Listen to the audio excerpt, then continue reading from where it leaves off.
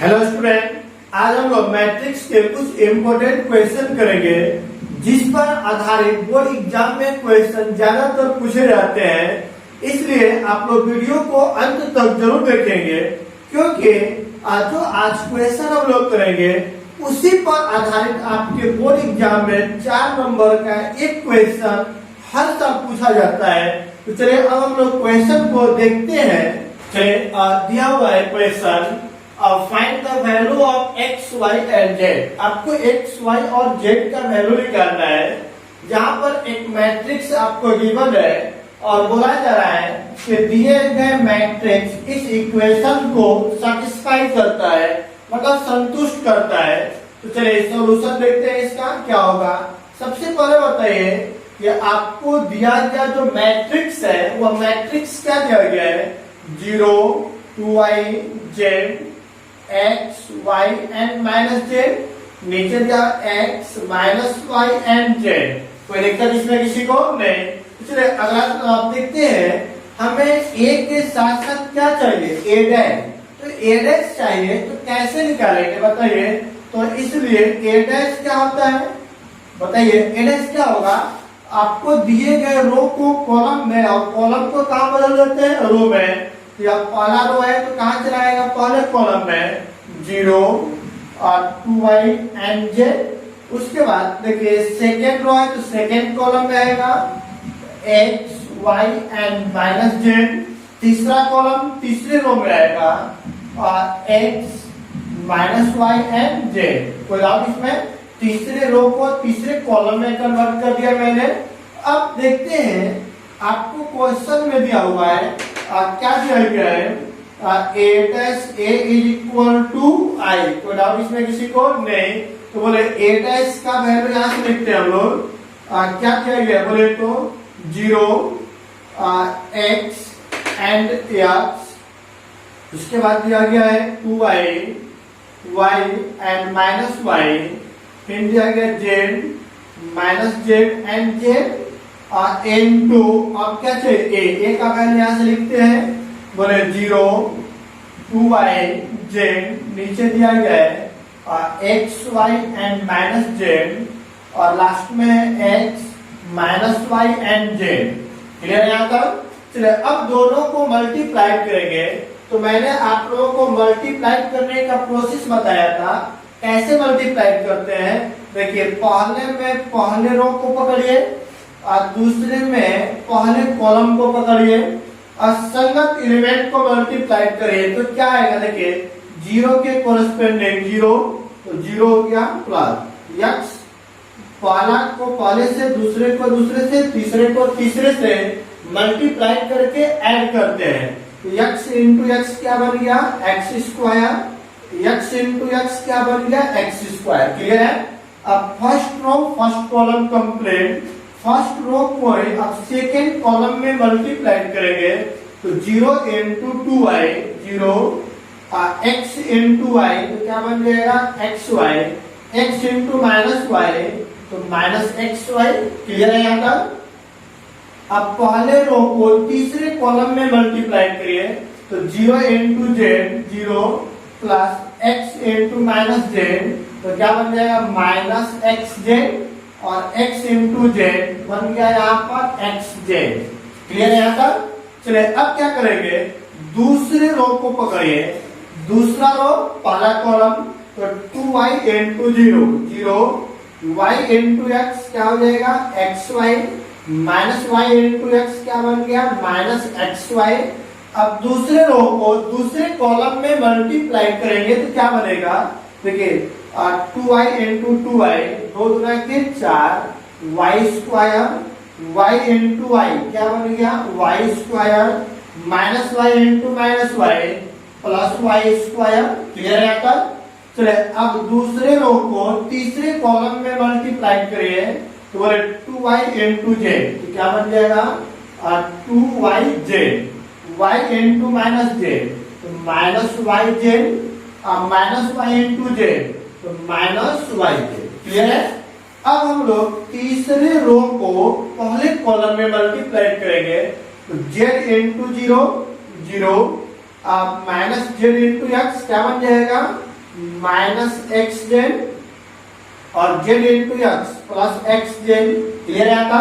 अब तीसरी रो को दूसरे कॉलम में मल्टीप्लाई करिए, जेड इंटू टू वाई, तो क्या बन जाएगा, two Y Z minus Z into Y, तो minus Y Z, Z into minus Y, तो माइनस वाई जेड। क्लियर हुआ।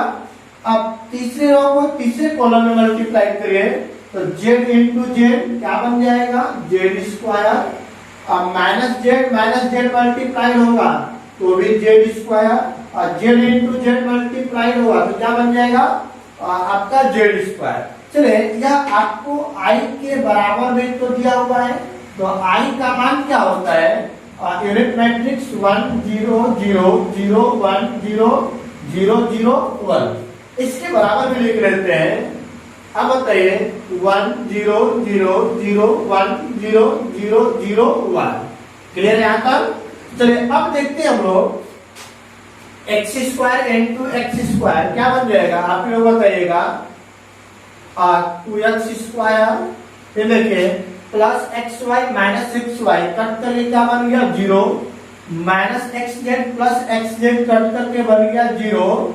यहाँ पे देखिए plus X Y minus X Y cancel होकर के बन गया 0, 4 1 5 1 6, 6 वाई स्क्वायर, और देखिए minus Y Z minus 2 Y Z और प्लस 2 वाई जेड, ये भी कैंसिल हो गया, क्या हो गया 0, minus X Z plus X Z ये कैंसिल होकर 0, minus Y Z minus 2 Y Z और यहाँ प्लस 2 वाई जेड, ये भी हो गया 0। देखिए 1 2 3 3 जेड स्क्वायर। क्लियर वाला जी। किसके बराबर क्या होगा, यूनिट मैट्रिक्स, मतलब हो गया आपका यहाँ पर लिख दिया गया यूनिट मैट्रिक्स। क्लियर है। अब दो मैट्रिक्स के बीच में आपको इक्वल का सिंबल दिया गया है, इसका मतलब क्या होता है, इसके कॉरस्पेंडिंग एलिमेंट आपस में क्या होंगे, बराबर।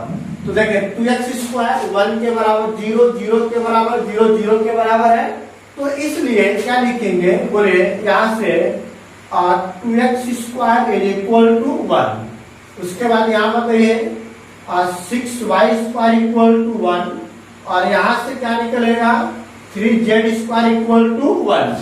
अब बताइए इधर इनटू में इधर आएगा तो किसमें आ जाएगा, डिवाइड में, तो क्या बनेगा x स्क्वायर इक्वल टू 1/2, तो x is equal to plus minus root over 1/2, तो x का वैल्यू निकल गया प्लस माइनस 1 का रूट 1 बाई रूट 2। क्लियर हुआ। अब यहाँ से भी निकालिए, बोले y स्क्वायर इधर मल्टीप्लाई में इधर आ गया तो डिवाइड में, तो y इक्वल टू क्या निकलेगा प्लस माइनस रूट ओवर 1/6, तो बोले y बराबर क्या निकल गया प्लस माइनस 1 का रूट 1 और रूट ओवर 6। यहाँ देखिए इसको भी इधर भेज दीजिए, तो z स्क्वायर इक्वल टू 1/3, तो z इक्वल टू क्या हो जाएगा प्लस माइनस रूट ओवर 1/3, तो z का वैल्यू क्या निकल गया प्लस माइनस और 1/√3। तो बताइए इसलिए फाइनली हम लोग लिखेंगे x बराबर प्लस माइनस 1/√2, y बराबर प्लस माइनस 1/√6, और उसके बाद z बराबर क्या दिया हुआ प्लस माइनस 1/√3, और यही आपका क्या बन गया आंसर।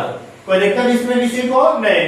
चलिए ठीक है, अब अगला क्वेश्चन हम लोग देखते हैं। क्वेश्चन दिया हुआ है आपको, यहाँ पर 3 मैट्रिक्स दिया हुआ है, इन मैट्रिक्स को मल्टीप्लाई करने पर 0 के बराबर किया जाए तो आपको बताना है कि x का वैल्यू क्या होगा। समझेंगे यहाँ पे सॉल्यूशन में देखते हैं इसका।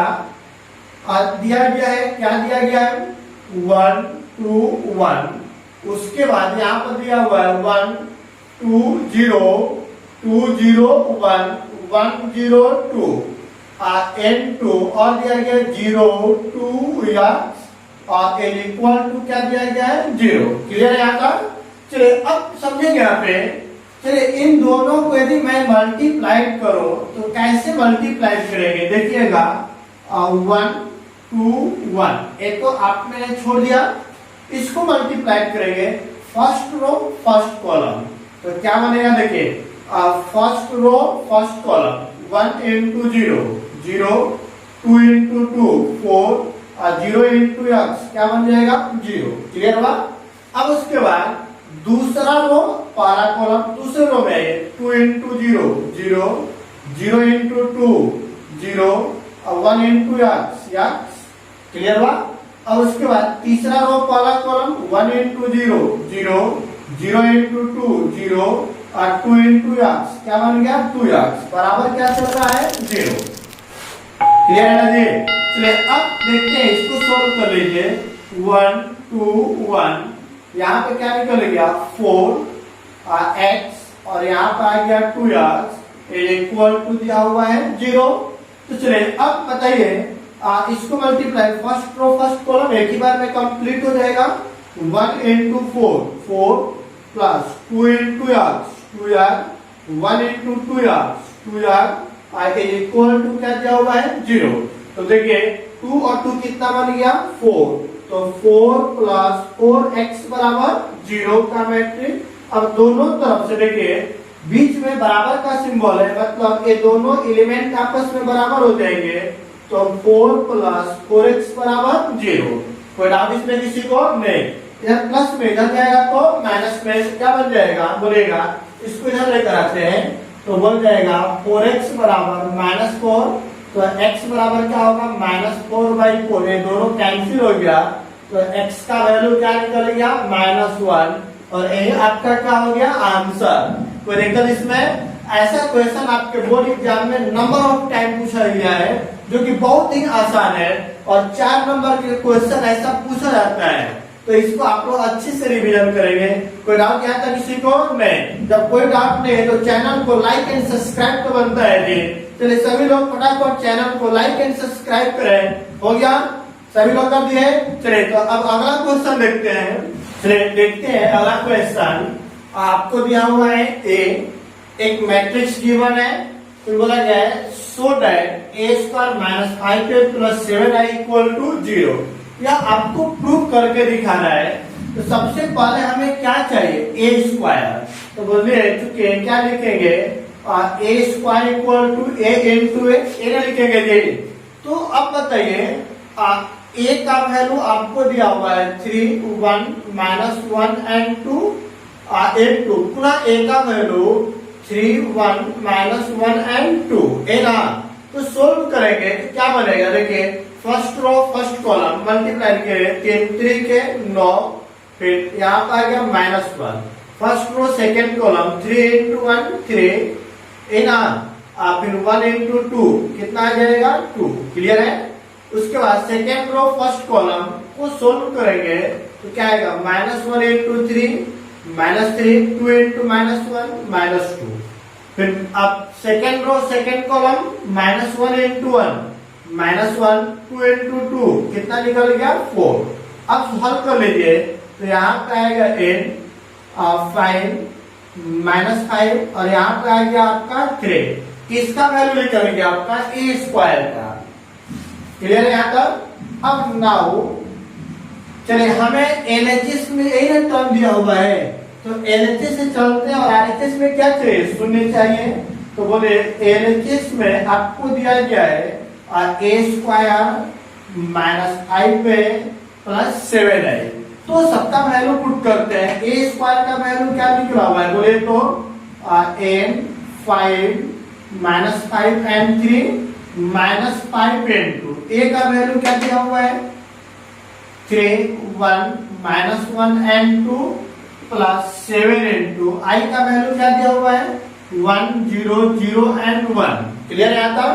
चलिए अब -5 को अंदर मल्टीप्लाई कर लीजिए n 5 -5 3 चलिए -5 को अंदर कर लीजिए 5 3 15 और यहाँ पर आ गया -5 माइनस माइनस प्लस और 5 गुना के 10 और 7 से अंदर मल्टीप्लाई करें 7 0 0 and 7।